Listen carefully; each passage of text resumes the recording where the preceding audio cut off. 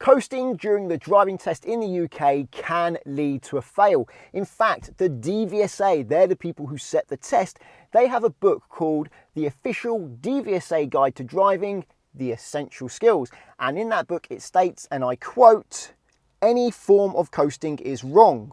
Yes, wrong. Yet later on in that book they actually recommend practices which contradict what they've just said there. More on that one later. But anyway, when you're driving a manual car, sometimes you need to coast. Firstly, let me explain what coasting is. Coasting is either when you have the clutch down or when you're in neutral with the clutch down or up. It doesn't make a difference. It's still coasting. There's no power to the wheels. If I accelerate now, the car doesn't go faster, and if I come off the gas pedal, well, the engine doesn't slow the car down. In fact, it's speeding up now because it's downhill, 29, 30 miles an hour, and now I'm having to use brake to stop it going over the speed limit. This can be bad because using the brake for long periods of time downhill without the engine helping the car stay slow can make your brakes hot, which can make them less effective. Here is an example of where coasting is unavoidable. When you're trying to park, you're trying to stay slow and park. You use gas, lift the clutch to the bite point, the car starts accelerating, and you have to press the clutch back down again and let it roll, or should I say, let it coast. If I wasn't pressing the clutch down and letting it coast, the car would only keep accelerating up to a minimum of 4 miles an hour, often more. In fact, what I'm going to try and do now is I'm going to try and come fully off the clutch and see how fast it goes. So, look round, make sure it's safe, gas, bring the clutch to the bite point, try and come off it. Nope, nope, nope, nope. Too fast, not safe for parking. However, if I lift the clutch to the bite point and clutch down and let it roll, like so, you see, I can keep it slow and I can guide this car safely into this space. I had very limited space getting in here, and I don't think the owner of that car would have appreciated me doing that if he saw. Hopefully he didn't. And therefore I can just let the car roll slowly into here. A lot of coasting, a lot of clutch down, but that's necessary to keep the car slow. And if it was downhill, I could just use the hill to help me into the parking space, and I wouldn't need to lift the clutch because the hill would push me back and I'll just use the brake. That's not going to overheat the brakes because you're going so slowly. You can do that for an incredibly long time without overheating the brakes. You need engine braking to stop your brakes getting hot when you're at higher speeds, certainly at least 15, 20 miles an hour. Another example of unavoidable coasting is when you change gear. When you change gear, your clutch needs to be down. So at the moment I'm coasting, and now I'm not coasting. And I'm going to change gear again. So I'm coasting, still coasting, and now I'm not coasting. So that kind of coasting is also unavoidable. The next form of coasting I'm going to show you is actually avoidable, but sometimes I don't bother avoiding it. And that's when I need to go slower than second gear can handle.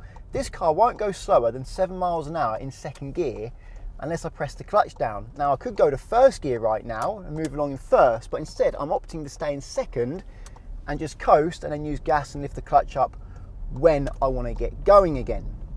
Now the reason why I've done that is in some cars it's very hard to select first gear until you're practically at a standstill, and also when you are in first gear, if you were to press the gas pedal, it's hard to accelerate smoothly. The car kind of jerks forward and then accelerates, or when you come off the gas pedal, it slows down with a jerk as well. This car's quite good, but some cars aren't, and those cars, which are generally from an older generation, certainly before 2010, well, there's still plenty of them on the road. This car is not too bad because it will go all the way down to 6 or 7 miles an hour in second gear, whereas some cars won't go slower than 10 miles an hour in second gear. So I'll have to press the clutch down and try and select first gear at 10 miles an hour to avoid coasting. Well, gearboxes don't often like going into first gear until you're near walking pace, so it's not really good for your gearbox. So in those cars, I tend to just push the clutch down and coast. And as I said earlier, the gas can be very hard to control in first gear in some cars, particularly older petrols. Diesels were usually better at that. In my opinion, if you're below 10 miles an hour, even though you may be coasting, your clutch may be down, often it's necessary and it's not bad. Coasting at speed is bad. Here's an example of unnecessary coasting. I'm fast enough, so I'm going to put it into neutral and come off the clutch and let this hill carry me along. In fact, I've got a 30 up there, so I'm probably going to need the brake to slow it down to 30, and I may even need the brake to keep myself within the speed limit. This puts more heat into the brakes, which can be a problem on very steep hills, and it also uses more fuel, because when you're using the engine to slow the car down, engine braking, you're using zero fuel often. But when you're neutral, you're actually using some fuel. This isn't the worst kind of coasting, because you don't really need the power to get going. I'll talk about some worse examples of coasting later, but this is still bad enough to fail the driving test. However, a hill like that is rarely going to overheat the brakes in a modern car. There are 3 factors when it comes to overheating your brakes. How fast you're going. The faster you're going, the quicker they're going to heat up. How steep the hill is. The steeper it is, the quicker your brakes are going to heat up. And how long the hill is. The longer the hill is, the more time there is for your brakes to heat up. I can't tell you what would make your brakes overheat, how steep, how fast, etc. It all depends on your car and a combination of those things. But I certainly wouldn't want to be doing 60 miles an hour down a steep hill with the brakes on, stopping the car from going faster than 60 miles an hour down a steep hill for half a minute without engine braking. I'll be putting it in 3rd gear, bringing the clutch up, getting the revs high, using the engine to keep the car slow and using minimal brake. Another example of bad coasting is pressing the clutch down whenever you see a hazard. There's a parked car there, clutch down. Or you might see someone looking like they want to cross the road, clutch down. Someone opens the door of a parked car, clutch down. You don't have to press the clutch down until you need to, so it's better to use the brake to slow down, and if you need to clutch down and go to a lower gear, then do so. Don't press the clutch down because you see a hazard, because you think you might have to later. Do it when you need to, as opposed to trying to predict the future. Many learners go through this phase of pressing the clutch down every time they see a problem, and I think it's because they get used to having to press the clutch down when they stop, so they think, well, I might have to stop soon, so you know what, I'll get that out of the way now so I don't have to worry about it later. Earlier I said I'll give you some examples of the worst kind of coasting. If you need power and you're coasting, well, that's the worst kind of coasting. Here's an example. I'm going ahead at this roundabout, so I'm slowing down. Revs are getting low, so I'll press the clutch down so I don't stall. Now I'm getting close, I'm going to start making my decision. I've decided I can go. I'm in the roundabout now, I'm getting my gear, getting my gas and my clutch to continue. And you see, that's dangerous coasting, because I'm in the roundabout without any power, and I'm having to do my gears and my clutch when I'm in the way on the roundabout. Coasting like that will almost certainly be a test fail.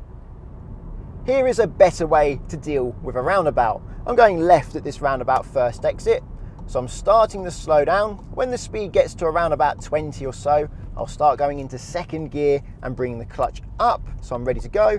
Have a look, looks like I can go. I can get on the power and I can go. If I couldn't go, I'd simply press the clutch down and stop. At the give way line, I was both ready to stop and go, and I didn't coast over that line.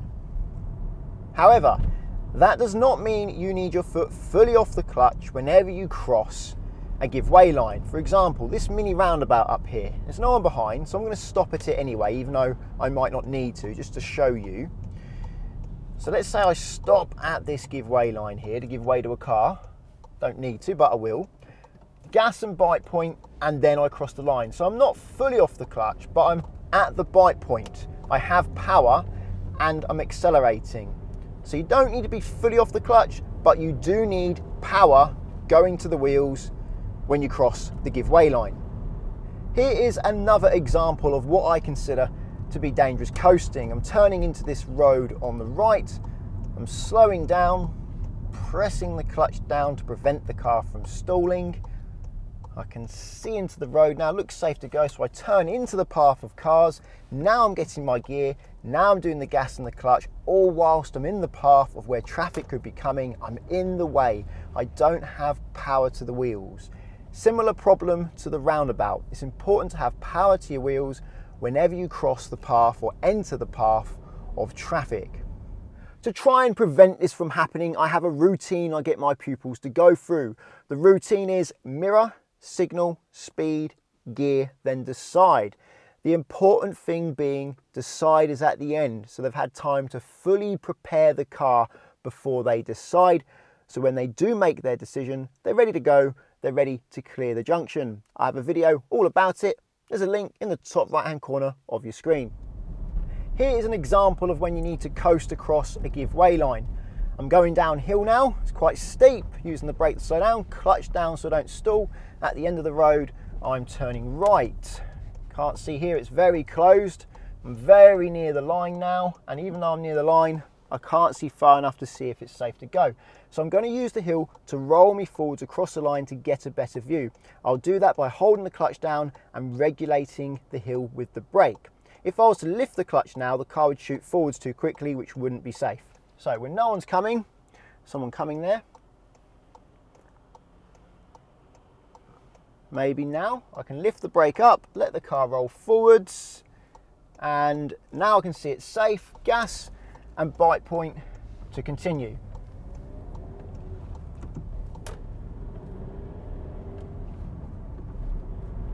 A lot of people have opinions about this one. I'm slowing down now, revs are getting low, so I'll press the clutch down now so the car doesn't stall, and I'm continuing to brake with my clutch down. So I am actually coasting, I'm still coasting, and now I'm going straight from sixth to first gear. As I can see, it's safe to go now, and then I continue. Another way it's possible to stop a manual car is when you're slowing down, like I am now, to pull over, clutch down into neutral, clutch up again, so you don't have to hold the clutch down, because neutral and clutch down are essentially the same thing. Many people don't like this method, although it is actually much better for your clutch and better for your leg. Both those methods of stopping required quite a lot of coasting. I either had the clutch held down for a long period of time, or I was in neutral with the clutch up, both of which means there's no drive to the wheels and therefore I'm coasting.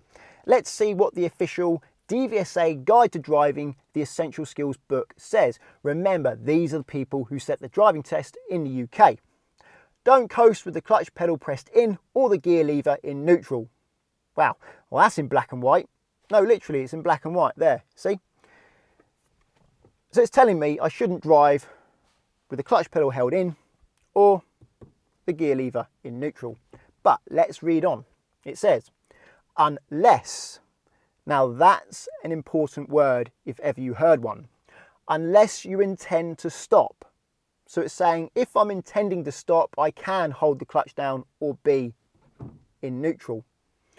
You'll need to change to a lower gear once you've slowed down. Okay, let's move on to the next paragraph.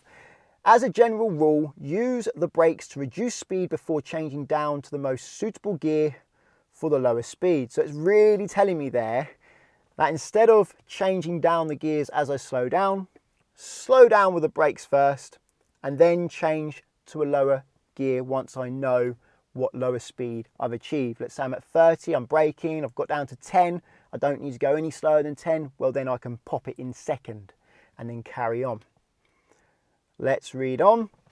The flexibility of modern engines and the efficiency of braking systems and gearboxes often makes it unnecessary to change into every gear when changing up and down the gearbox. Missing out gears at the appropriate time will give you more time to concentrate on the road ahead and allow you to keep both hands on the wheel for longer. That really is telling me straight there, don't change down the gears one at a time when you're slowing down. Just slow down and then skip to whatever lower gear is appropriate for the speed you've got to after finishing slowing down. But it's also saying up gears as well. So if I accelerate quickly in second gear, say on a slip road up to 50 miles an hour, then instead of going third, fourth and fifth, Well, I can just skip straight to whatever gear is appropriate for that speed, depending on your car. At 50 miles an hour, it's probably going to be 5th or 6th. Let's read on. As a general rule, it's preferable and safer to brake to the desired speed and then change down into the appropriate gear. It might be necessary to maintain a light pressure on the foot brake whilst changing down. Doesn't get clearer than that, does it?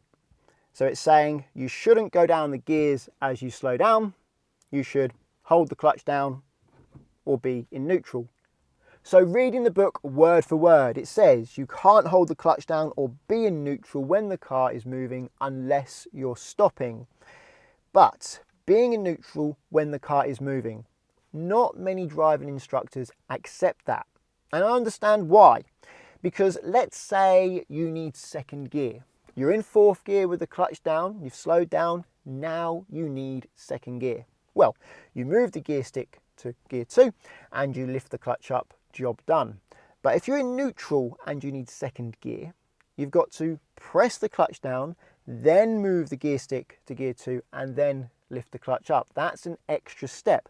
And for a new, inexperienced driver, that extra step can be the difference between having enough time and not having enough time. It's important to understand as well that most driving examiners were once upon a time driving instructors. So if many driving instructors don't accept that, you can bet your bottom dollar, is that the saying? There's going to be a lot of driving examiners that don't accept that.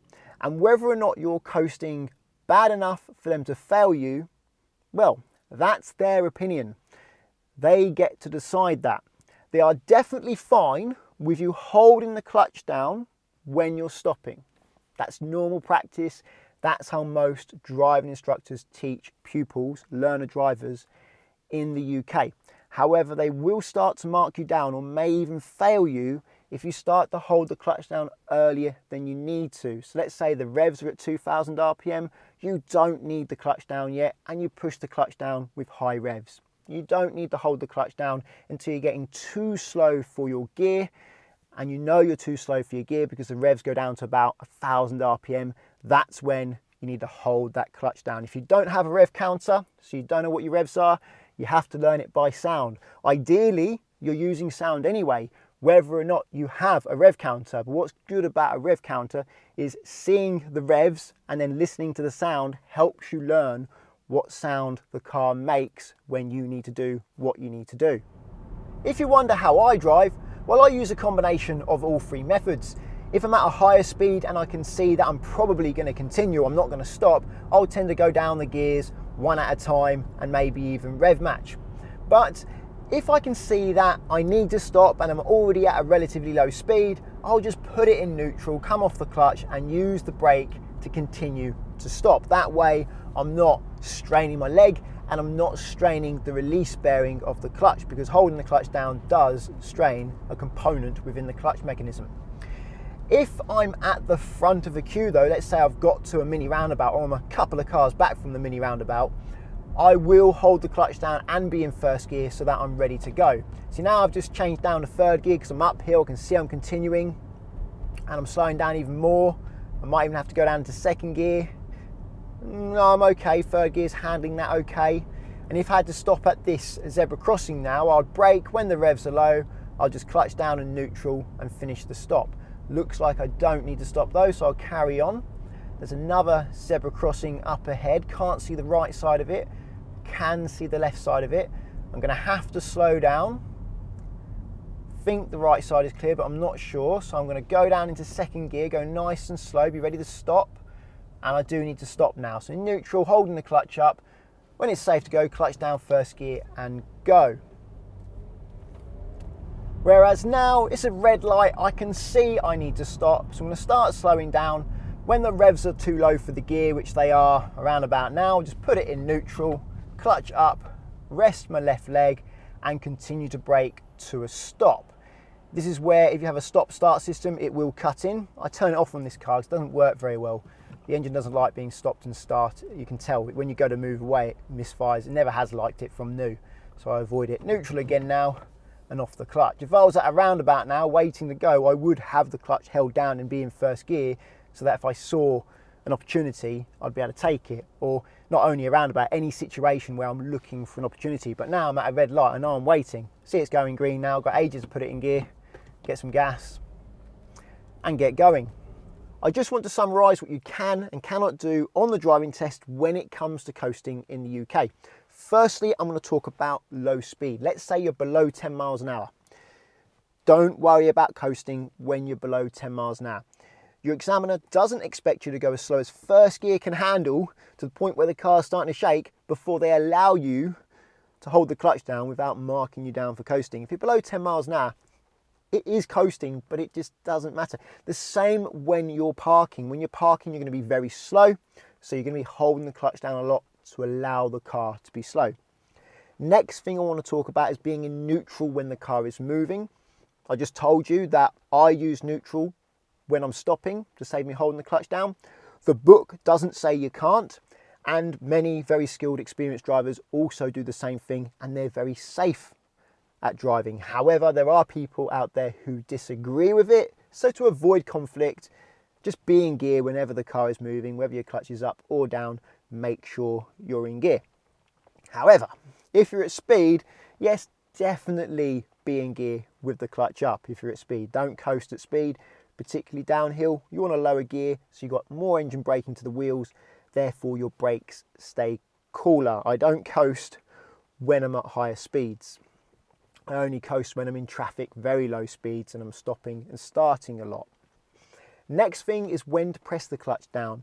Try not to press the clutch down every time you brake. You will get marked down for this, and it will make you have less control of the car, especially if you keep pressing the clutch down when you didn't need to, and you have to lift it back up again. You didn't need to press it down, you didn't need to lift it back up again. You're making the car less smooth, more difficult to drive. You don't have the power to the wheels or the engine braking to the wheels.